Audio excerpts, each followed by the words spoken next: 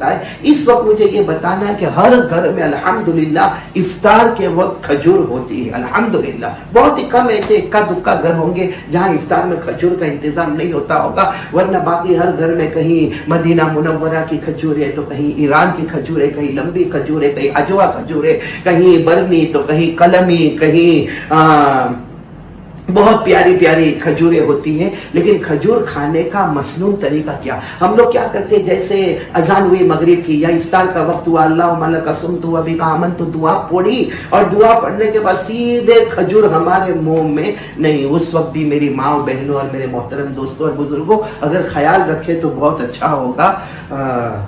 کھجور اگر کھانے کا کیا مسنون طریقہ ہوتا ہے، کھجور کھانے کا مسنون طریقہ کیا ہوتا ہے، وہ میں آپ کو بتانا چاہتا ہوں. اللہ تعالی ہم سب کو دیکھو ہر سنت پر عمل کرنا، ہر سنت پر عمل کرنا، کیونکہ ہمارے نبی صلی اللہ علیہ وسلم سے محبت کا طریقہ یہی ہے.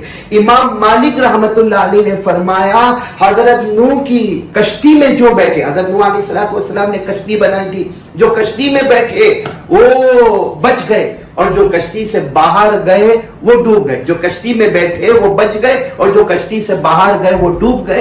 بس امام مالک رحمت اللہ علیہ فرماتے ہمارے نبی صلی اللہ علیہ وسلم کی سنتوں کا حال یہ ہے کہ جو سنتوں پر آ گیا وہ ایسے جیسے حضرت نوح علیہ السلام کی کشتی میں بیٹھ گیا، کنارے پر پہنچ گیا، اور جس نے سنتوں کو توڑا وہ ایسا ہے جیسے حضرت نوح کی کشتی کے باہر گیا اور پانی میں ڈوب گیا. تو میں بات کر رہا تھا آپ کو کھجور، دیکھو جیسے میرے ہاتھ میں یہ کھجور ہے، کھجور کھانے کا مسنون طریقہ یہ ہے جو ہمارے آقا صلی اللہ علیہ وسلم کے کھانے کا طریقہ تھا. اور اس سے سوچو ہمارے نبی نعمتوں کی کتنی قدر کرتے تھے. سب سے پہلے ہمارے نبی کھجور کو کھولتے تھے. دیکھو میں نے آپ کے سامنے کھجور کھولی تو یہ کھجور کو کھولنا گویا ایک ہمارے نبی کا طریقہ ہو گیا.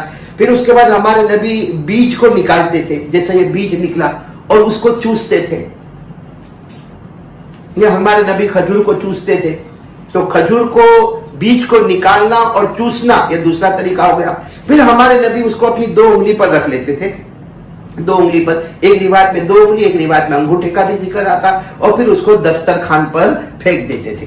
وہ بیج کو دسترخوان پر پھینک دیتے تھے. اب باقی جو کھجور ہے پھر ہمارے نبی کھا لیتے تھے. اگر ہم اس کو تھوڑا تھوڑا الگ کریں تو سوچے کھجور کھولنا ایک سنت، پھر بیج کو نکال کر چوسنا دوسری سنت، پھر اپنی انگلیوں پہ رکھنا تیسری سنت، اور پھر اس کو دسترخوان پر پھینک دینا یہ چوتھی سنت بیج کو، اور باقی کھجور کو کھا لینا پانچویں سنت. اگر ہم اس کو الگ کریں تو 5 اور 6 طریقے نکلیں گے. تو ایک طریقے پر 100 شہیدوں کا ثواب، تو انشاءاللہ ایک کھجور پر 500 سے لے کر 600 شہیدوں کا ثواب ہم کو نصیب ہو جائے گا.